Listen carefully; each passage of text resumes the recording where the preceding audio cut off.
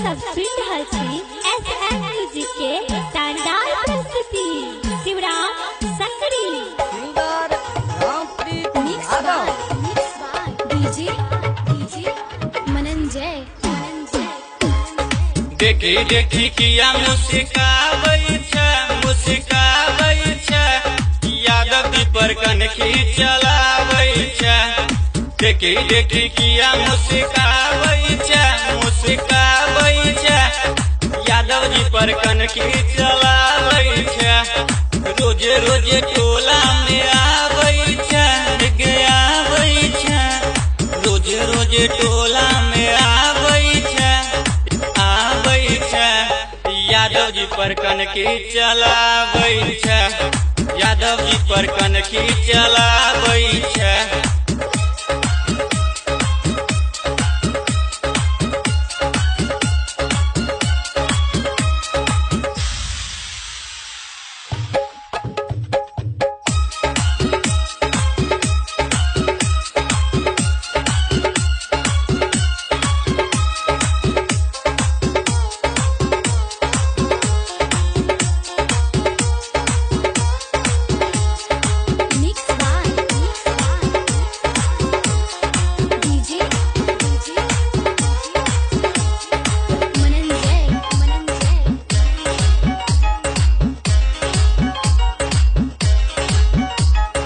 गोरे गोरे गाल छो सेब नियन लाल गे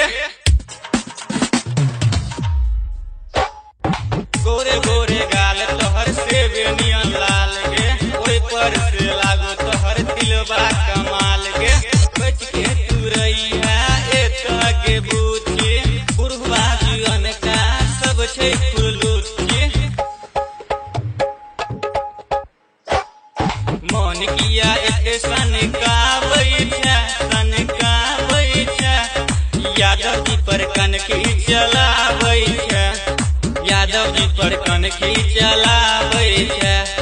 यादव जी पर कनखी चलाबै छै।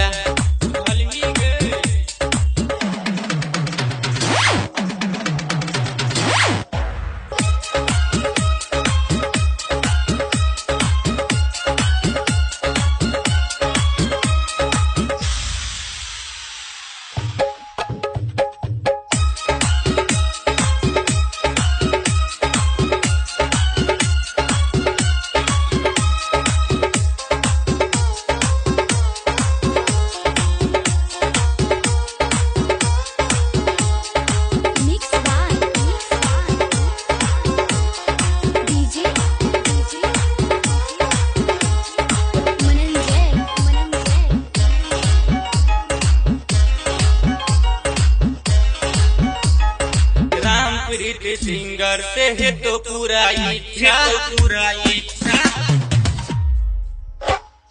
रामप्रीत सिंगर से है तो पूरा इच्छा कर तो छोरा सब तोरा के पीछा। चढ़ल छो गुची तोहर जवानी अखने से नहीं कर तू मन मानी। जिया किया एते छछनाबै छै यादव जी पर कनखी चलाबै छै। देखी देखी किया मुस्काबै छै यादव जी पर कनखी चलाबै छै। छौरा के मन सनकाबै छै यादव जी पर कनखी चलाबै छै। रोजे रोजे टोला में आबै छै